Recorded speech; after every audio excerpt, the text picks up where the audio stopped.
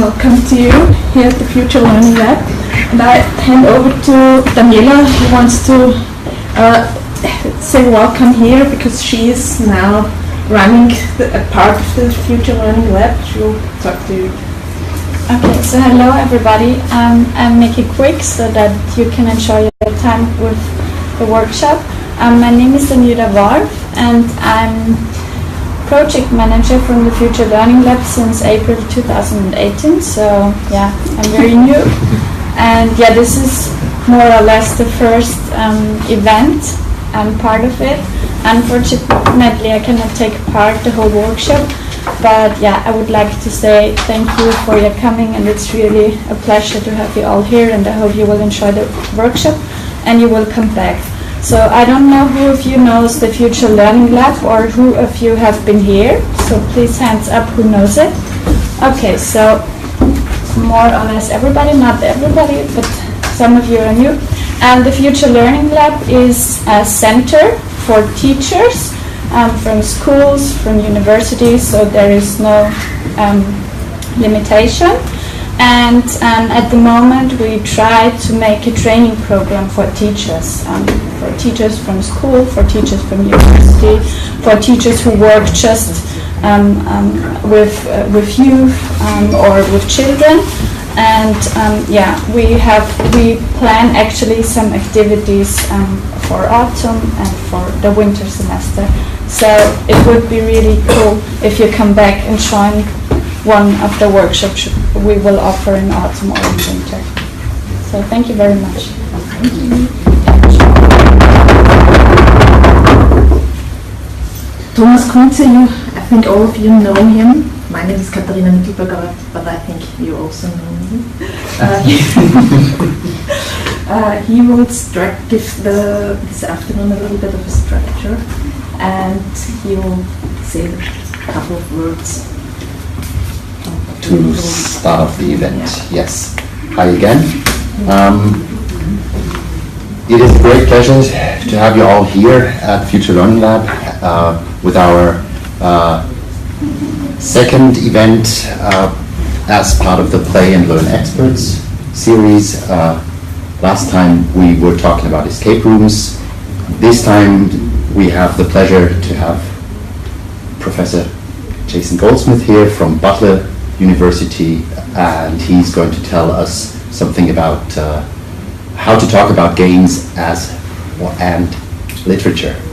And to stop all these long introductions, I would just like to hand over to Jason, and I wish you all a pleasant afternoon. Thank you. Thanks. I want to thank Thomas and Katharina for the invitation to be a part of this. I was at the first session, which was all in German, which I didn't understand very much of, but it was still an incredibly stimulating experience. So this one will be in English. I'm a native English speaker. I also want to thank Daniela for her help in organizing this and loading up so many of the games that we wanted to get loaded on the tablets that you see around here. A little bit about me. I'm very grateful to be here to facilitate this. And I see myself as a facilitator, and that's how Thomas and Katharina presented this to me. I'm not up here to lecture you about on how to talk about games and as literature, but rather help us start to have a conversation about this topic. And my title is a bit of a red herring, as it were, because how to talk about games and games as literature. You don't, in some sense. You can't. There's not one single way to do that. Some would say that you can't even do that. Games are not, and they never ever will be, literature. I would disagree with that, but these people believe that literature has things like depth of character. To borrow a phrase that Jonathan Blow, a famous game designer that you may know, has heard, is that great art, literature speaks to the human condition. And it uses evocative language. There's a deep emotional tension with dramatic arcs and pacing, and these kinds of things video games don't have. They don't possess. possess as characteristics. Video games are treated more by those who tend to even consider them as storytelling devices, like genre fiction. People think of it in terms of genre fiction, that it lacks depth, it's cheap, formulaic, superficial, it panders to the audience, it's about entertainment rather than deep, richer meaning. And this is true, I think, for a lot of AAA games, but, just like books, not all games are created equal, and some games do rise above that level of just sort of mere entertainment. Video games have gameplay elements and they have story elements in them, most of them. There's a sort of a mixture of those two elements. Some can be very story heavy, as we'll see and discuss here. Some will be a lot more gameplay oriented. So my reference to Borges, the Argentinian author, Jorge Luis Borges, and his short story, A Garden of Forking Paths, is meant to do a couple of things, right? And this image here that you see, which I think is absolutely beautiful, is a visualization of all the possible endings of one of these classic choose your own adventure books. This is an artist named Christian Swinehart, who does these sort of data visualizations, and you can go, Google him and check him out. He's got them for all the different original CYOA adventures. So, you would start here, and then depending on the choices you make, you would sort of branch out. And I like this idea of a garden of forking paths because it refers often to how game stories will utilize player choice to have these branching narratives. But it also is very meta. It's about, this talk today. There are many ways to discuss games as literature. And for every fork that we choose, we're going to leave behind other things. Things will be unsaid. At least in my presentation, maybe they'll come up again in the Q&A, the discussion session. So let me start out by talking about some of the things I'm not going to talk about. Disabuse you of the notion that you were going to hear about the ludology narratology debate. Emergent and embedded narratives, not going to talk about that. Linear and branching storylines, progression or emergence, homodiegetic narrators, vocalization, story versus discourse. These aren't really things that I'm going to be discussing today, although they may come up in the course of our conversation. Instead, I'm going to cover four, this is a lie, I'm probably chopping some of this out as we move along, but four main areas. Video games, telling stories, working from literature to video games, something we'll call video game literature, which is writing that encompasses, talks about, deals with, treats, thematizes video games and game culture, and then machinima later on. So, also, I've taught this, I regularly teach a class back at Butler University, and it's called Video/Game/Narrative. It's not called Video Game and Narratives or Video Game Narratives.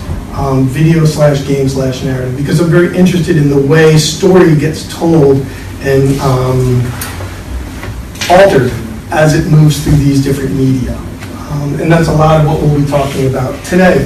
In the context of teaching and students, that's what I used as the sort of focus for this presentation as well. I want to think of us as, this is not going to be a theory talk.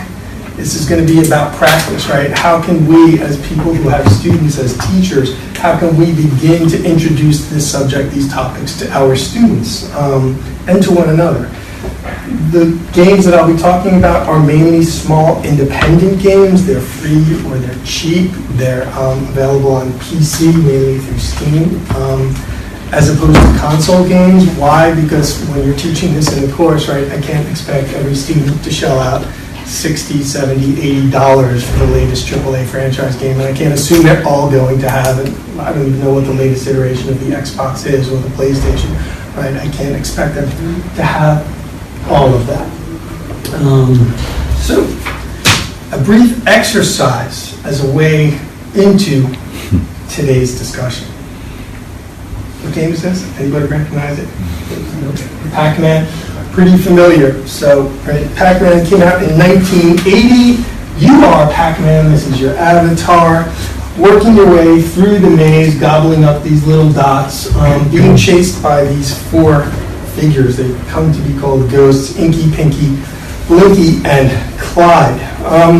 What I'd like you all to do, though, is take a minute, right, and on a piece of paper, if you have one, or in your head, or on your tablet, come up with a backstory for this, right? Who's Pac-Man? Why is he in this maze? What is he doing? Eating? What is he eating? And who are these four characters? Why are they chasing him? Why are they so desperate to get him, right? What's the story here? Be creative. Come up with whatever you want, right? There is no real backstory for this, but we can come up with one. And I'll typically start class the first day with this exercise, so I thought we would move immediately into the sort of Q&A discussion section first, and then come back to the presentation.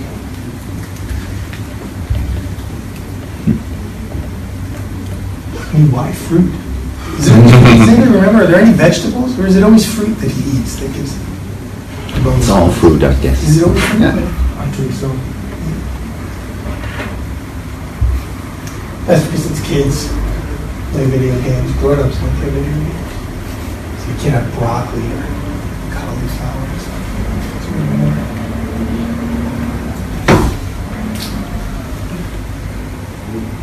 And I'm hoping one or two of you will want to share the backstories that you've come up with for Pac-Man. But if while you're doing that, I mean, you think about so many of those classic arcade games, Joust, Space Invaders. There's a bit more of a story in Space Invaders, right, than there is here in Pac-Man. Oh, shit, the aliens are coming and they're getting closer, and if you don't stop them, the world is over. Or Defender, right? Somebody's shooting missiles and you have to blow those missiles up. Or Asteroids. Not really much of a story there. You're a little triangle in outer space and blowing up rocks. He's not escaping in the end, right? The game does not end by him escaping the maze. So he will stay. There are supposed to be people who finished Pac-Man. I think one or two. Well, I think like the computer circuitry only allows the level to go up and the difficulty to keep increasing a certain amount. So who's Pac-Man? He's a cleaner. He's a cleaner. Yes. And so he's cleaning the streets. He's a street cleaner. He works for LA49, was it? What is the? Yeah. 48. But why? So who are these people that are then out to get him? Why? I believe Pac-Man is ill, so this is not actually food. These are pills that he needs to take to keep his illness down. And fruit is so healthy. He's a paranoid. He's very paranoid. So and the fruit is healthy, so we know he needs to eat food to stay healthy. And the ghosts are not actually chasing him; they are just hallucinations that appear to him when he has too little of his medicine. So Pac-Man is psychodrama in some way. Too much of his medicine. when he overdoses, he gets chased by. But I mean, this is really interesting exercise that I do with my students, because some of them can get real creative about how, you know, he's a drug dealer and he's peddling these drugs, and these are the sort of police that are after him. My students come up with very creative backstories. Think about, though, right, the fact that these lack stories. Take Asteroids, for example, right? The movie version of Asteroids would be really boring, right? It's just a triangle floating and drifting in space, blowing up rocks that get smaller and smaller, and every now and then, like, one of two different kinds of flying saucers come out and shoot at you, right? So the film of that would be dreadful. The novel would be even worse than the film. At least the film, you would see the visuals. It would be basically just watching the game. So how would you turn that into something interesting? Well, you'd ask, right, who's piloting the ship? Why are they out there? Are they hopeful, desperate, uncertain, resigned to their fates? Are they alone? Is there somebody else in the ship with them? Are they fleeing something, some catastrophe? Are they pursuing retribution, justice for something that's been done, right? What brought them to this point? And so, right, what matters is really, when it comes to creating drama, story, in some sense, is the inner world, right? Feelings versus actions, right? It's not the event itself that happens, but how we respond to that event that makes for really compelling drama.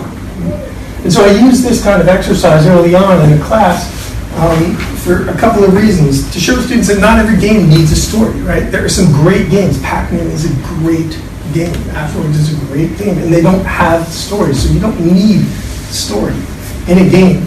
But it also then helps us begin to isolate some of the really specific narrative elements that we'll want to talk about later on in the class, about plot, about character, about dramatic tension, all of those things. And once we begin to distinguish between gameplay and narrative elements, that helps us think about games as vehicles for storytelling. And we'll start with narrative-driven games. Oh, also I'd like to add, please feel free to jump in, stop me, ask questions, disagree with me, shout me down at any particular moment here. Even Pac-Man needs elements of a story because they are ghosts, we are afraid of ghosts. So the player is put into position to avoid ghosts, something that is in us to avoid. So it's drawing on that cultural myth of our and asteroids we have to avoid. There is always a motivational element. Almost always. They kill us even if they aren't. They kill us even if they aren't ghosts, right? Who die in the game ends. So it's, yeah, I see what you're saying. It becomes more compelling, and we can begin as the players to fill in that world, right? Depending upon our background. So if Pac-Man is basically all gameplay and very little story, no story, very little story, we can turn to, and what I'll do in class right after that is turn to this one. Does anybody know A Bird's Story by Thomas does? Anytime I ask that, no story, Thomas is going to be let out of it. I do. It's published in 2014. It's very brief. It's a gorgeous game. It takes 1 hour to play. It's really simple. You control this young boy here, who's made RPG Maker. You control a young boy who's very isolated from his schoolmates. He lives in an empty apartment. His parents are never around. The other figures actually almost appear like shadows, not fully embodied, fully fleshed out individuals here. And one day while he's out walking around, he finds a baby bird with a broken wing, takes care of it, and then reunites it with its mama bird. It's a mixture of memory, dreams, and imagination. There's absolutely no dialogue whatsoever, and there's very little to do. The gameplay is minimal. All you do is move the character around a very limited number of paths between school and apartment over a couple of days and the vet, and moving into the forest. Really a game. So why not? It's interactive, right? Isn't that the hallmark of games? What makes games different from films? What makes games different from novels? No, not really, because the interactivity doesn't have any consequence whatsoever. You just move around. The ending is fixed. It's predetermined, as it is in a film, as it is in a novel. Right? And so what happens is that moving, there's no player agency. Moving the character is simply the same as turning the page when you're reading a book. So they admire it, they like it, but they think of it more like a visual novel. And so what you've got here is something that's like a sort of cinematic graphic novel that isn't broken up into different sort of panes like you would have in a graphic novel. Or I think Florence takes this to the next step. And there are tons of visual novels. This is not marketed as a visual novel where you often get page turning. But it is simply about story. That's what matters here. Gameplay. There are no challenges. There are no real achievements that you can unlock. Although there's one really funny scene that reminds me of Benny Hill, for those of you who remember that day in Mario Brothers. It's useful as a quick example, right? But there are much more sophisticated instances of these kind of narrative-driven games. These first-person explorers, which were pejoratively called, defined walking simulators, and probably the first one of these was Dear Esther. It came out in 2008 by the Chinese Room. Then Gone Home, and finally Firewatch. These are three sort of big, important seminal games in this series, this genre, let's just say. And what I think you'll notice in these is that the emphasis is on story versus gameplay. There is also an arc of increasing gameplay as you move from Dear Esther down to Firewatch. Right? What these developers have learned is that just walking around an island isn't really that fun for players. Lots of people say, wow, it's avant-garde, it's experimental, what it's doing in storytelling. But it's not a game. It's not a game. Read the Steam reviews. This is not a game. Don't waste your money. Depends on how you define games, right? The Dan Pinchbeck of the Chinese Room sees games as sort of vehicles for sort of emotional acts, in some sense. And what you have here is, if I can quote Chris Reno of Campo Santo, which created Firewatch here, he says, this is not an open world game in the vein of Skyrim. This is a narrative game. So he wants to make that distinction. This is a narrative game, and we want players to experience this narrative in a certain way. Narrative moves from 1, 2, 3, 4, 5. There's a beginning, a middle, and an end. But with a degree of freedom. It's not GTA, Grand Theft Auto, where you can open world, Skyrim, just run around, do whatever you want. There is a story there. And in Firewatch, you can. It is open world. You can run around and do whatever you want. But the plot elements that move the story forward won't be there in that location where they would be a little bit later until you have triggered some other actions, right? So it's open world, but it's just empty forest until things happen. But if we start with Dear Esther, right? It was a mod of Half-Life. It takes about an hour to play. You wake up at a dilapidated fisherman's croft on an island. There's no puzzles, there's no tasks, there's no enemies, and you cannot even interact with anything, right? You just walk. You can't even run. You can only walk at this slow, leisurely pace. Yeah? I don't know these games. I don't know any games at all. But I ask myself, do you play it twice? If there is no achievement or no adventure, or is it just like a book? I know you can read book twice. Yeah, but there are a lot of books in the world, so you don't need to read it twice. Some games you play more than once, some you don't. Okay. What happens in Dear Esther is you just walk around the island and take in, explore the environment, and as you reach certain points, it triggers a sort of a randomly selected fragment of voiceover from a letter, right? That the narrator, he had written these letters ostensibly to his dead wife, in some sense, when he was on the island, right? And so it's about grief and mourning. And so I guess you could play it through the second time and perhaps get some different fragments, but the end blow would be the same. You climb the cliff, you jump off the cliff, you turn into a bird and fly over the bay, and blah, blah, blah. So there's very little, if any, gameplay whatsoever, and this was hailed as really revolutionary form of narrative when it came out, but it was also derided by a lot of gamers, and it was called, oh, it's just a walking simulator, like we need something to simulate walking that we do every day. Then you get Gone Home, which is really different, right?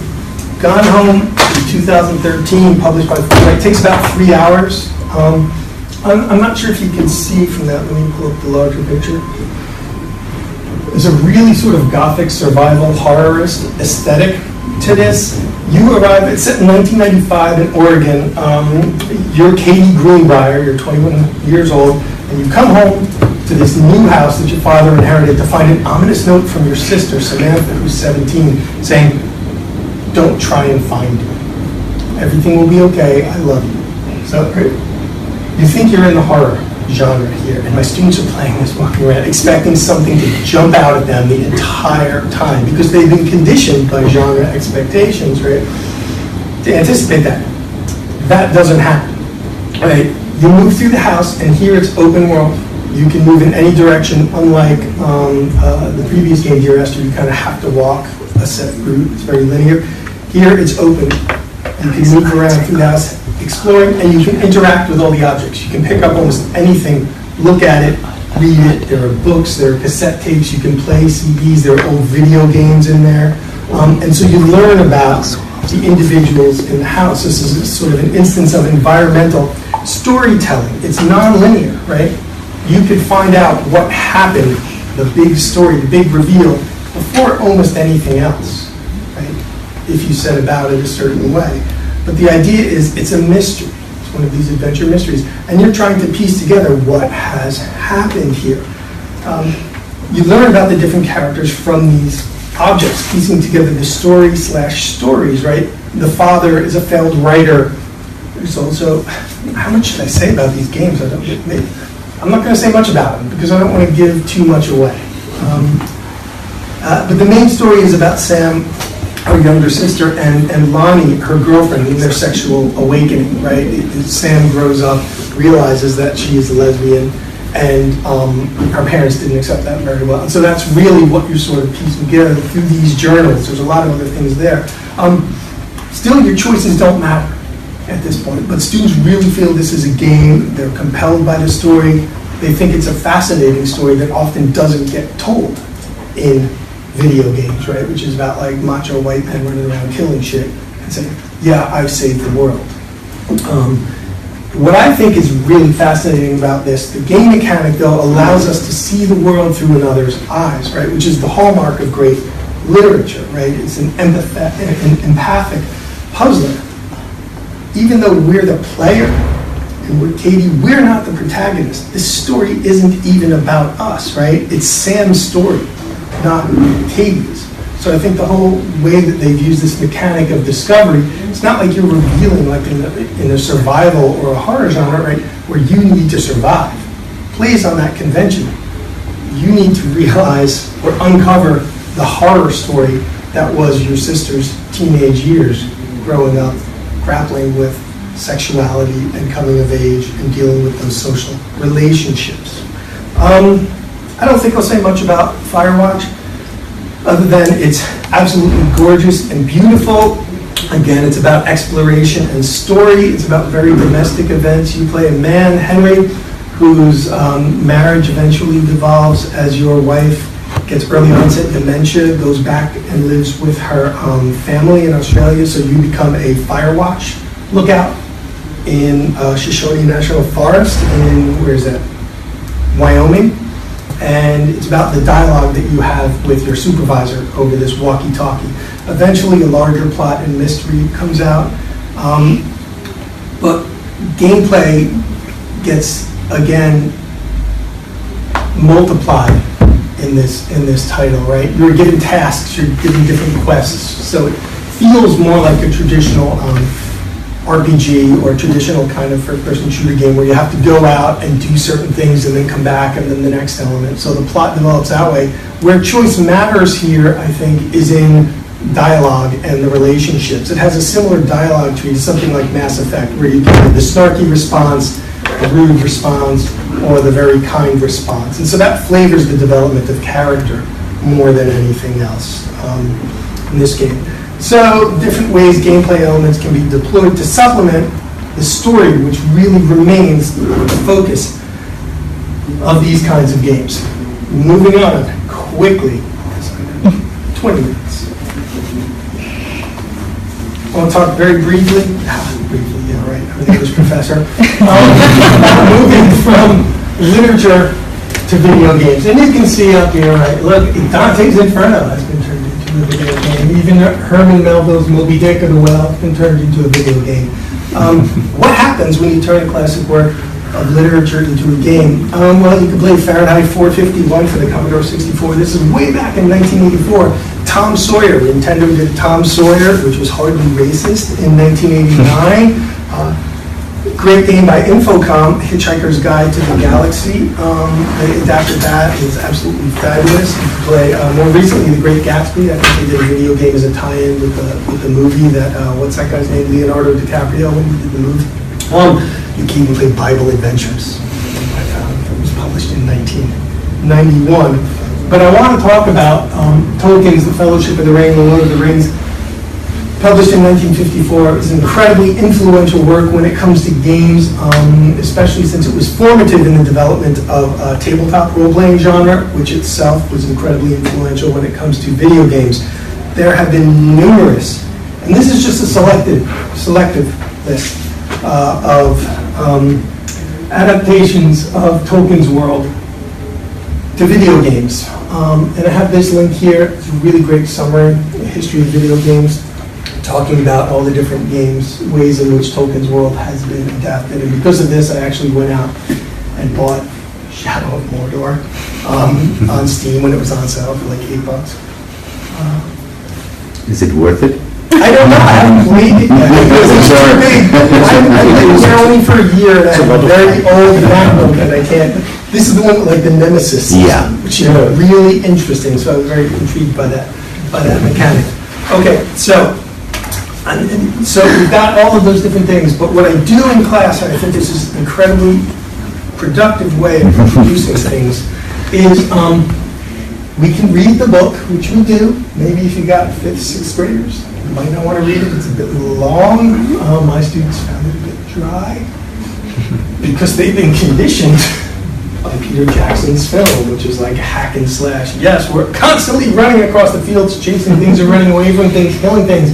You never have those long moments of exposition. And The Lord of the Rings Online, an MMORPG from 2007 by Turbine. And I use this because it's free to play and because I was very interested in the social aspect of the MMO here. Okay, so what do we do with this? Why do we care about this? Well, it's an example of transmediation, right?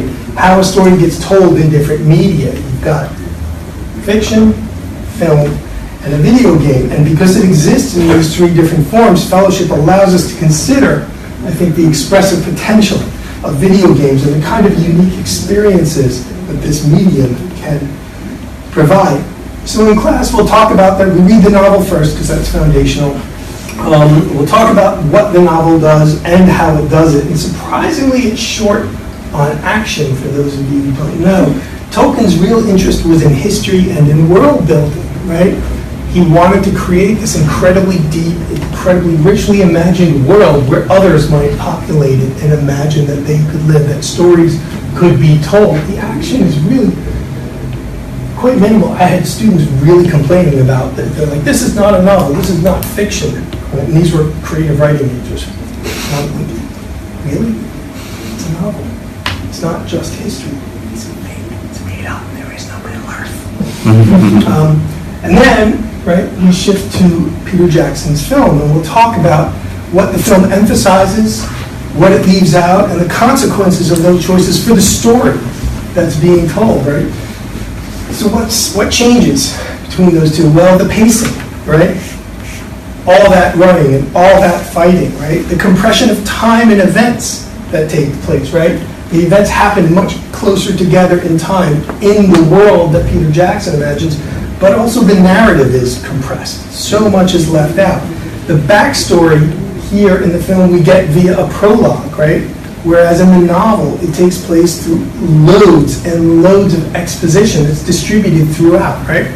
Like the Council of Elrond in the film is just like, oh, who's going to go take it? Quick. We got to go. In the book, that's like, I don't want to say 100 pages, but it goes on and on and on. And right, Elrond gives the long history, and Gandalf gives the long history. Peter Jackson's like, nope, that's out. And everything related to Tom Bombadil, gone. Right? And I just have to read this quotation from Peter Jackson on why he got all the Tom Bombadil stuff out, because it's suggestive. The main reason is not just time or pace, but one of simple narrative focus. The Bombadil sequence has so little to do with Sauron or the Ring, it's difficult to justify the screen time. It simply doesn't give us any vital new information. A very simple rule of thumb that I use in movie storytelling is to try and further the story with each new scene. And I think that's instructive because for him, the story that matters in the Fellowship of the Ring is Sauron and the destruction of the ring. He doesn't give a shit. He doesn't give a hoot about, right, the world building, right, that history, that grand epic history that Tolkien cares about. And it's really easy to have these conversations with students because they're familiar with film and they're familiar with novels, right? They're used to talking about these things. I think that might be an interesting point that John Howe, who was an illustrator for the Tolkien novels, also acted as a designer for the Lord of the Rings films. So John Howe got inspirations from the book and made his illustrations and then brought this into the films. So this. And if you read that history, if you watch that history of the video games, it's really incredible because some video games Some developers had the license to the film versions, so they could make base their games on the films. Some other video game makers, developers, had licenses to Tolkien's work itself. And so you would have two games come out from two very different companies, but the one who was based on Tolkien's work couldn't use anything that resembled in any way whatsoever Peter Jackson's film. So there are these sort of continuities, but also real splits between the two. And so then, right, we'll ask ourselves, we'll turn to this game and ask how Lotro Lord of the Rings Online, Lotro translates Tolkien's material into game structures. Obviously, this storyline is the most problematic, but also potentially the biggest draw of the game, particularly as the story is so focused on the character's journey. But if the film covers the same events primarily, right, as the novel, Lotro inhabits the same world from a different perspective. Right? You don't play Frodo. You don't play Aragorn. Right? You live in the same world that they live in. And in some sense, you can visit all the places. You could go to the Prancing Pony and Bree. You can go to Weathertop. It's truer to the novel than the film, if you believe that, right, what Tolkien was trying to do was something that was more world-building rather than hack and slash. It's not Conan the Barbarian. Right? This is an open-world game. You choose how to engage with the narrative content, if at all. It's full of quests, right? Like it's standard RPG that will allow you to learn about each region and its inhabitants. And building and developing a character is a form of what we call emergent gameplay, right? You're telling the story of your own character's development and how they get along in this world. But Lotro also allows the player to engage with Tolkien's story through the epic storyline, which is entirely optional. You don't have to do it, right? You can just sit around and play your harp outside the Prancing Pony 24 hours a day. And then people will come along and they'll clap and they'll dance and they'll emote for you.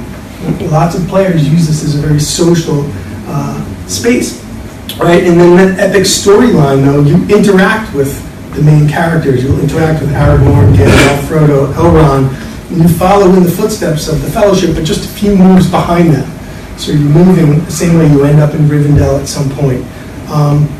How they differentiate is the epic quests they're more text heavy than the regular quests, so it's for people who are interested in narrative and the story and want to engage in it, so Turbine knows that those people want to read. They have higher rewards and they encourage you to form fellowships in order to complete them, which is true to the novel's initial intent. A good way to do this in class is to I did one exercise, it's really local comparison, to compare the Weathertop scene there, and there, because there's a quest that you have to get to the top of Weathertop, just to see, right, rather than talking about everything in such broad strokes, right, what's specifically different about this scene in each of these three. It tends to be really instructive for students. There are lots of other examples. If you don't like Tolkien, you could do, say, Heart of Darkness, Apocalypse Now, and Spec Ops: The Line, right? All the same story. Or you could do The Walking Dead, right? You can read the original graphic novel. You could watch some of the AMC adaptation of that. Or you could play Telltale Games' Walking Dead Season 1, which is very interesting narratively, and we have that loaded up on a bunch of the games, a bunch of the devices here. So really good examples to get your students thinking about a single story, but how it manifests itself in different mediums, and hopefully what is unique about video games as a storytelling medium. So video games as a storytelling medium, what does this actually mean? Here's a quotation from Jonathan Blow. If the video game is going to be used for art purposes, and everybody knows Jonathan Blow, game designer, designed Braid, and now most recently The Witness. He quite frequently says that the video game industry sucks. He's called the people who make Farmville absolutely evil individuals. Feels that it's just most video games are parallel juvenile trash. If the video game is going to be used for art purposes, then it has to take advantage of its form in some way particular to that medium, right? A film and a novel can both do linear storytelling, but novels are very strong at internal mental machinations, which movies suck at. And movies are great at doing certain visual things. So the question is, where are games on that same map?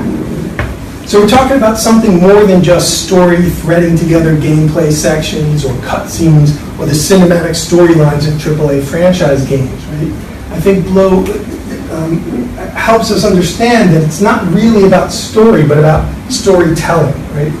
To what extent is the narrative relevant to the gameplay in game, and how might the game's formal elements, its mechanics, reinforce or deliver that story? And so there are tons of games who do this really well and really interesting, and I just want to introduce you to 3 of them really quickly. Never Alone, Papers, Please, and Undertale.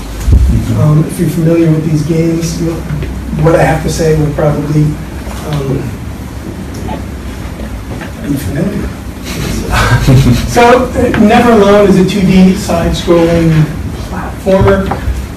I guess it's a collaboration between the Cook Inlet Tribal Council and Eline Media. So they got a grant and they got some money and they said, okay, how are we going to promote our culture and support our native indigenous community? It's a rich storytelling tradition. How do we go out and tell our story, right? So often the story of marginalized groups has been told by a bunch of white men who've been in fraternities most of their lives.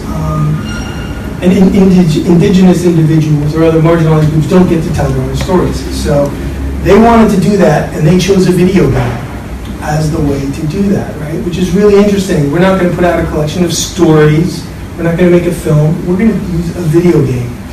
So you play Luna, the girl there who sets out to discover the source of a blizzard plague in her village. It's based on a traditional Native Alaskan myth. And the game encourages you to think about how you learn from those who came before you, how you live in an unforgiving environment, right? Mechanically, right, you've got wind gusts that will occur randomly, and they will either push you back, hindering you, or they will help you jump across chasms that you wouldn't be able to leap across at other times. One thing that's interesting is, as achievements, you can open up certain video clips, right?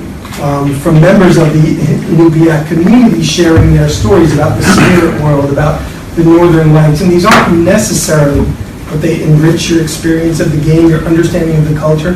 And they also, I think, provide some guidance, help you understand what's happening in the game world, and then perhaps better navigate that. In a game which is essentially in a culture where cooperation and interdependence is sort of necessary for survival, between the human, animal, and spirit world, right? They've done a really great job of mechanizing that in the game. You can switch between playing Luna or the Arctic fox there, which is nimble, fast, small, can summon spirits to help you navigate, and you'll need to move between one or the other. It's also a 2-player co-op game, right? You can sit down with your friend, they play the fox, you play Luna, and you can get through the game experiencing this rich story.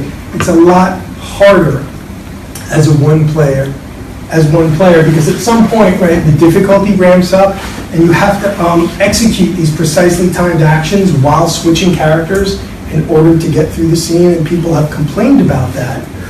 And I can understand from a player's perspective why that would be frustrating, but right, they've developed a mechanic that really wants to enforce this ideal, this value that is sort of really sacred to the community and essential to the community, and they weren't willing to sacrifice that to make gameplay easier. The same could be said about another complaint that all of my students had with this. The controls are too imprecise. It doesn't jump exactly when I want it to jump or whatnot. Dude, look at the world you exist in, right? The wind is blowing, you're running on ice, the ice floes are tilting, shifting, and bouncing. You're not going to get the same kind of responsiveness in that world that you would from, say, being Spider-Man and jumping around. So again, the mechanic is being used, I think, not just to frustrate the player, but to re-emphasize that what the experience of what life is in that environment, which is central to the story. Papers, Please. Anybody know Papers, Please besides Thomas? Okay, a few of you. It's essentially just a puzzle game, right? Where your job is you're an immigration inspector at the border of fictional Anyone want to pronounce it for me? Your job is to inspect documents and find inconsistencies. You're paid for each person you process correctly, and you're fined for everyone that you don't, although you get 3 free mistakes. Now this is important because at the end of every day, right, you have to take your salary home and you have to pay rent, you have to pay heat in your apartment and medicine for your family who could get sick and die, right, if you don't take care of them. So the consequences, and you're faced with moral choices, right? Do you allow the woman to join her husband even though her documents don't match perfectly and it might just be a typo, right? What about the man who is said to be trafficking in women, but he has all of his documents in order? Do you reject that individual or do you let them through? So you're sort of constantly having to make these moral decisions on a day-to-day basis here. And the consequences of your choices often appear in the newspaper each morning. Each day, new rules are added, increasing the complexity in terms of the gameplay and ethically, but you're given new tools to help you deal with that. And the interesting thing is, through this mechanic, right, it connects to a larger story that's happening. Your individual story connects not only to the story of these recurring characters who keep coming through, but a larger story of local and foreign threats and a political uprising by the EZIC who try and conscript you to help you overthrow what they see as this corrupt government. There are some 20 different endings here. It's a really good, really simple, the graphics are very sort of low-key way of thinking about the kinds of choices that we have to make here. Interesting too, the game is turned into a short film in 2018, so you've got this reverse engineering. Somebody loved the game so much he decided to make a film of it, and it's free on Steam, you can watch it. It's not very good. It doesn't really, I don't think it captures the sort of richness of the game very well. I was going to talk about Undertale, but I don't want to, because it's just the best game ever. Thomas will disagree with me vehemently about that, but it is a work of heartbreakingly staggering genius, written by one man that really forces us to confront our humanity. We're going to leave that. Here's a bunch of other games that are really good at this. But the point I want to make is video games is a storytelling medium. There's an incredible variety of the type of games being made that focus on storytelling. Passage by Jason Moore, Kentucky Route Zero, Brother Bastion, and so many more. We've got a bunch of them up here that we have available for you all to play and experience. Video game literature, we're going to skip this. Although I would encourage you all, if you're really interested in the concept of games and narrative, if you have not heard of this here, 17776. It was published, you're going to shake your head and say, I'm not reading that. It was published on a sports blogging site called SB Nation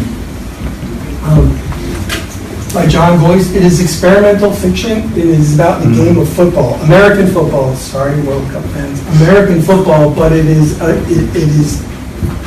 told from the perspective of satellites. In the year 17,776, Pioneer 10, Pioneer 9, and what has changed in the future and our relationship to games. And what's interesting is the way that it adopts some of the mechanics of games back into a traditional literary narrative. So we're no longer just seeing, right, literature influencing games, but the very structure of games influencing the way stories can be told.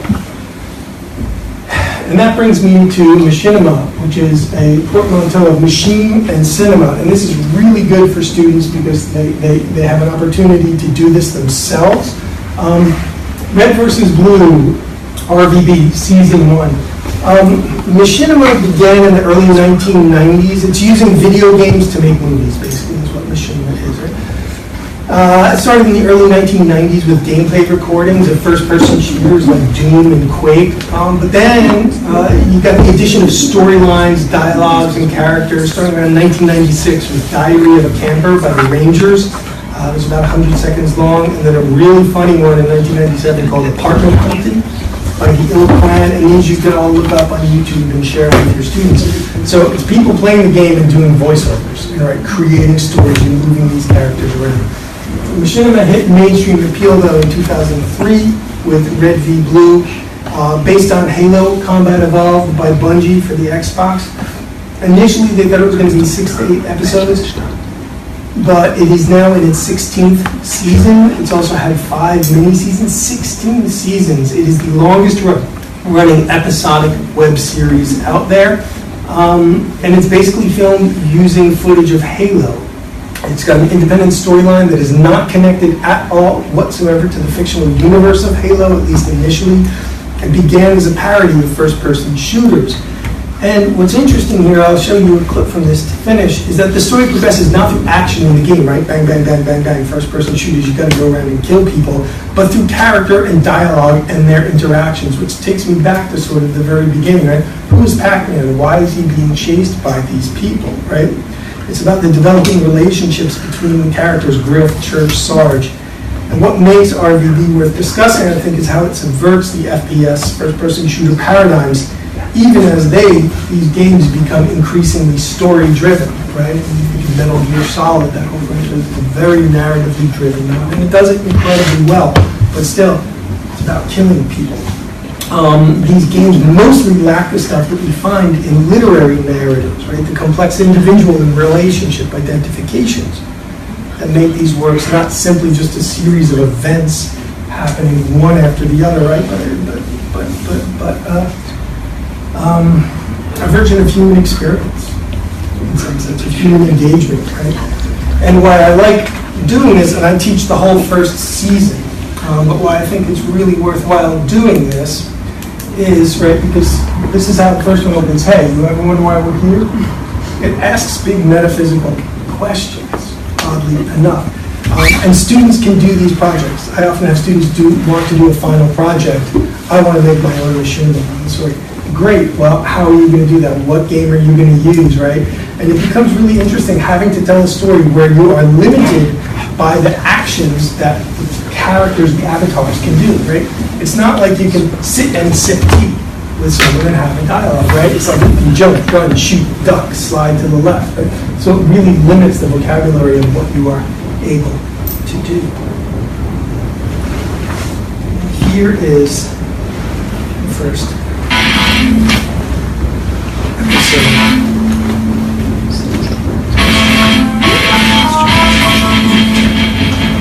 Which has been remastered in HD with the whole opening sequence.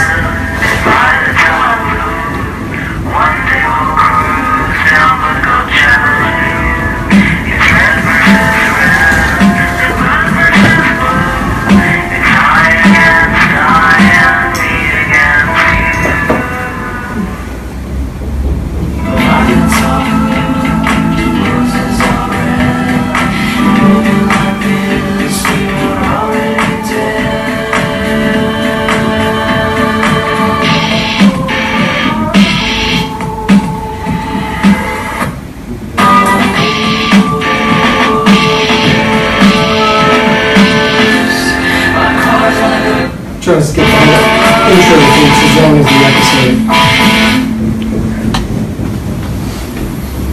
All this was made using in-game controls, and they just filmed it from the FPS, first-person perspective of another player. Hey, yeah. You ever wonder why we're here? It's one of life's great mysteries, isn't it?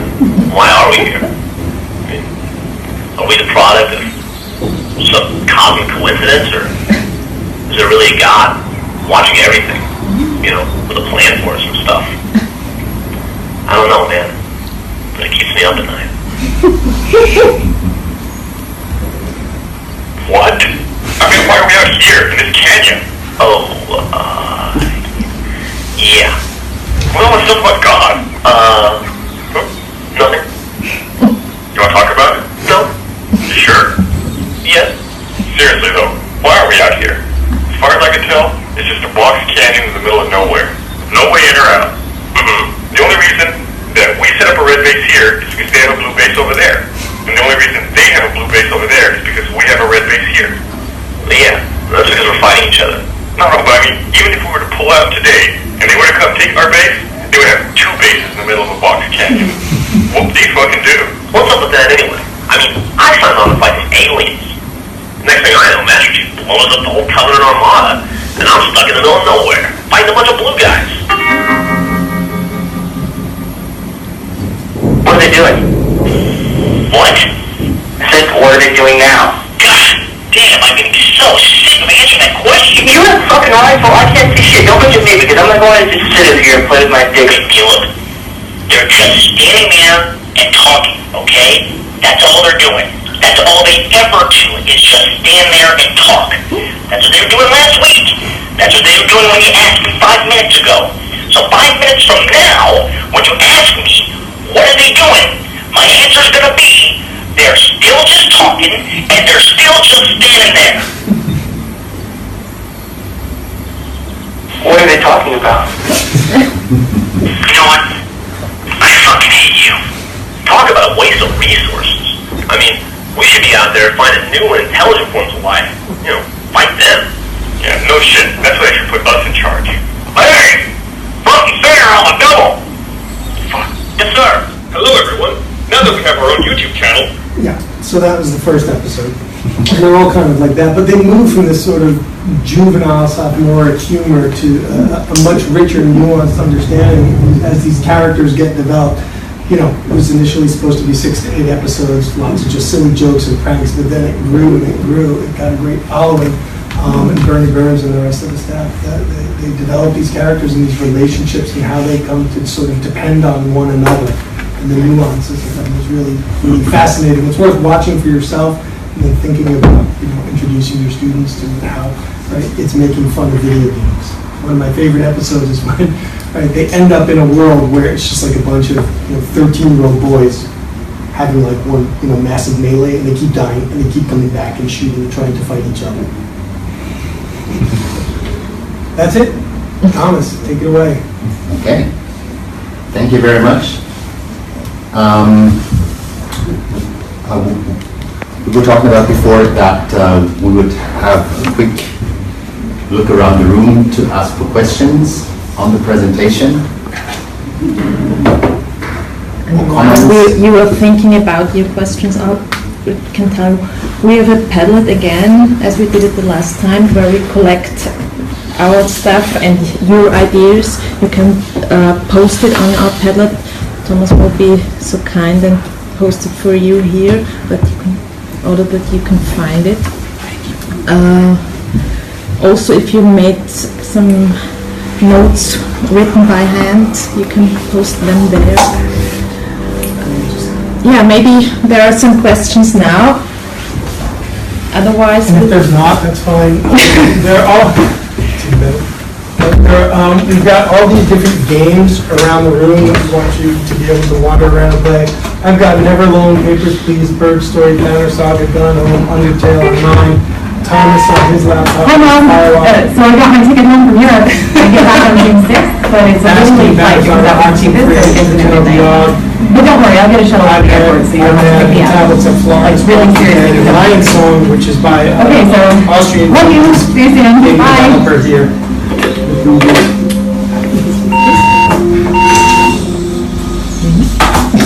That's the beginning of Gone Home. yeah.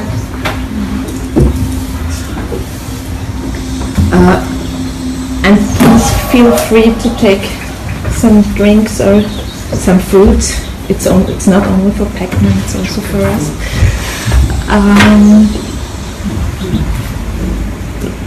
Just wait for the Padlet. You get the QR code. Continue. I'm struggling a little, Okay, he's struggling. but you know, we are. I can moonwalk. Anyway, thank you, Jason, for this inspiring Thanks, and I'm hoping to hear from you. I mean, I learn about so many of these games when I teach it from my students. And I'm hoping that you guys all have games that you found really compelling in terms of narrative, story, that you'll share that I just don't know about. It's so hard to keep up with all of the different games that are being produced, especially now that you've got distribution platforms like Steam. Everyone's a developer. Do you produce games like this on Unity or something? Or do you let your students use them? Or For their final project, I have the students either do a machinima thing. I want them to work from one medium to another. So they can either take a video game of some sort and storify it, as it were, either through machinima, or you can just tell, write a short story about Mario when he's 85, at the nursing home, and there's something compelling going on. Right? Take those characters and do that, or they have to take a existing great classic work of literature and turn it into a video game. And by that, I don't expect them, and these are university students, right? So they're fairly sophisticated consumers and producers at this point. They don't have to create the entire game, but I've developed a modified game design document that they have to, articulate what kind of game it would be. They have to articulate the setting, the characters, the different levels, the level design, the artwork. So they're really thinking about, well, okay, how would I make Jane Eyre into a video game, right? Would it be a platformer? Would it be a puzzler? Would it be, a first-person shooter? Why, right? What is it about that story that lends itself to that kind of game, and what mechanics am I going to develop that would support what I imagine the gameplay to be? That is, I don't want them to make Jane Eyre the zombie hunter. I want them to really think about, all right, well, what's at stake in the story, like Jane Eyre? And how can I turn that into a game? Right? What is the win state of Jane Eyre, as it were? And then how might I recreate that in a game? It's something that I'm trying to do now with the work of Jane Austen. It's more of a pen and paper RPG. I'm trying to think about how one can map the conflicts in there. And I know there's a big Kickstarter with a group that's doing that already. But what is it that I find compelling about Jane Austen's novels or fiction? And how can I recreate that? So that it's an experience that becomes interactive and participative, but still that allows for choice, that allows for development, that allows for growth, but it's not necessarily competitive. Right? And it's not just about marrying Mr. Darcy. Because I think that's not the point. So much of what I find compelling about Jane Austen is those minor characters who are so essential. So how would you develop that in a game? I've had some really interesting ones on Catch-22. Student gave a really great presentation on how to create a game out of Catch-22, where you want to get yourself shot in the foot so that you don't fight. Another one did a really wonderful presentation on Lord of the Flies, turning that into a video game. And it's in those projects, not so much in playing the games, that I find the real learning takes place. And I'm working with computer science, head of the computer science, to try and do a core class, a general education class that would last for an entire year instead of just a semester. Where in the first part we would think about all the design, and in the second part we would actually develop the games. The students would break up into groups. Or as a class we would vote on a single game to do, and then everybody would have specific tasks. Do you have students also create interactive fiction, or is that too close to the literature medium for you? So the transformation is not so interesting. No, not really. I've never had that. Well, the interactive fiction. I've thought about using is it Twine in class and introducing students to that to make simple games. But what I think is interesting is okay, well, how might you use Twine, a game like that, not to tell a story, but to help ESL learners. I don't know what they would be called, but German as a second language. People who are struggling to learn the local language, because we have a lot of students like that at our university. So how might we design a game that is a story, right, informed?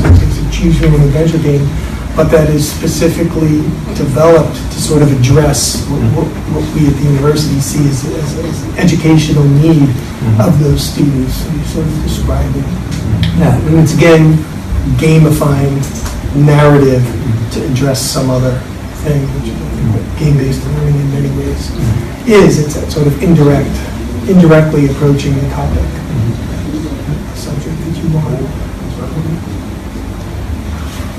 But no,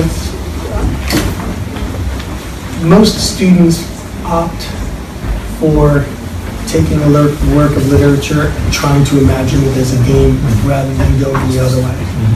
And the ones who go the other way tend to choose the lazy route. They just like write a short story about Pac-Man. And it's not very good. Because I haven't really thought much about Pac-Man. But I really want to know that Asteroids.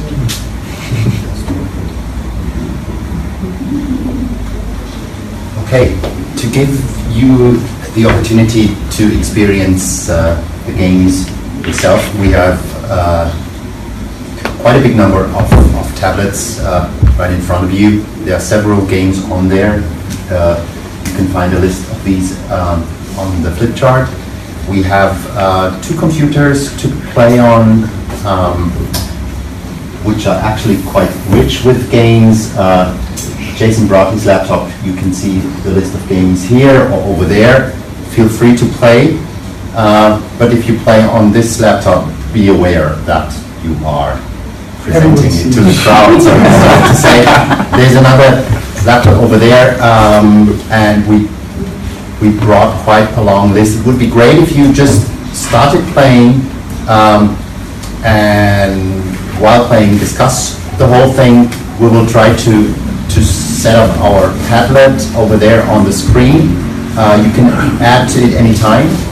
And while you're playing, there's also the opportunity for having coffee or some fruit or sweets.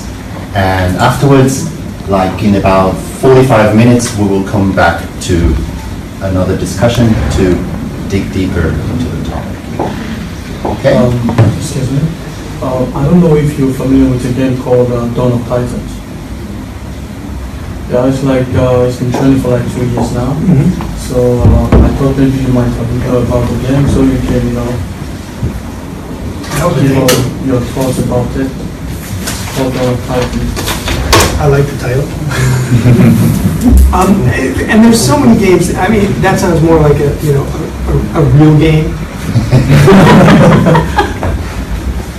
There's Elegy for a Dead World, which I've used in class. And I can leave it up here. Start naming and go get your coffee and stuff. Elegy for a Dead World is a game that encourages people to write. There are 3 worlds, visually quite beautiful, but they're all dead, based on some work by one by Byron, one by Shelley, and one by Keats. And so you as a character move through these worlds, and as you reach certain points, it prompts you to fill in the blanks, right? So there's pre-generated narrative, and you choose which pre-generated narrative you want. The planet existed 50 million years ago, the culture was, and then the student fills it in, and so then you can create it's kind of like Mad Libs, but poetry, Mad Libs in a way, and you can also have it. So the idea is to make story writing kind of a game for students who might be a bit reticent. And the students enjoyed it. They said it's not really a game, but they enjoyed it when I sort of put them together in groups and they had to make up these stories. Of course, these all smart, snarky, creed-writing, computer science people, they didn't take it too seriously, but it was fun. Yeah, come up. Play games. We have loads of Or if you games. want to make a game right now that we can all play to tell an amazing story, that would be even cooler. Feel free to use the tablets and the laptops and start playing. And feel free to share your experience with the others. And the slides. Good.